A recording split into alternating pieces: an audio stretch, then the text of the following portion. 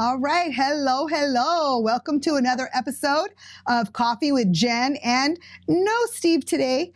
It's okay. Happy New Year. Steven is just massively bombarded right now. So he'll be on the next episode of Coffee with Jen and Steve.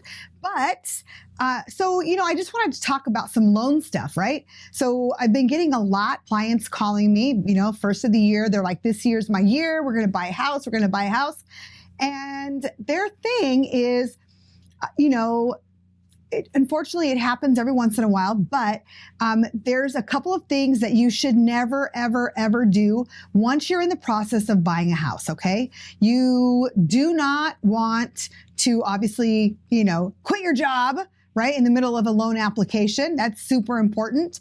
There's a few little notes I took here that are honestly, I just didn't want to forget to touch on everything, but you don't want to deposit large sums of money. So for instance, I have a client right now that they're purchasing a home and he deposited two large amounts of money, $33,000 and $15,000, or whatever. They're just out of the norm for what he normally deposits.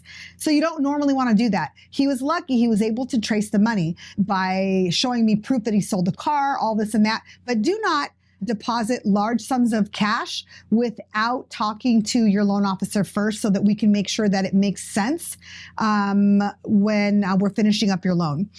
Don't make any large purchases. Don't go buying furniture and a car and a boat and a timeshare and all this stuff, okay, while you're doing a loan. And don't co-sign for anybody. Do not co-sign for anybody either. You do not want to do anything that could potentially disqualify you from purchasing a home, especially if you've already been pre-qualified. If you don't have those keys to that house, do not do those things, okay? So no large purchases, no large deposits.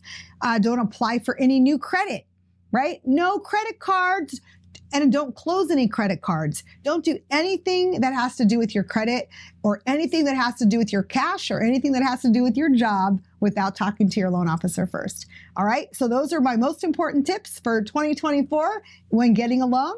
We'll see you on the next episode of Coffee with Jen and Steve will be here.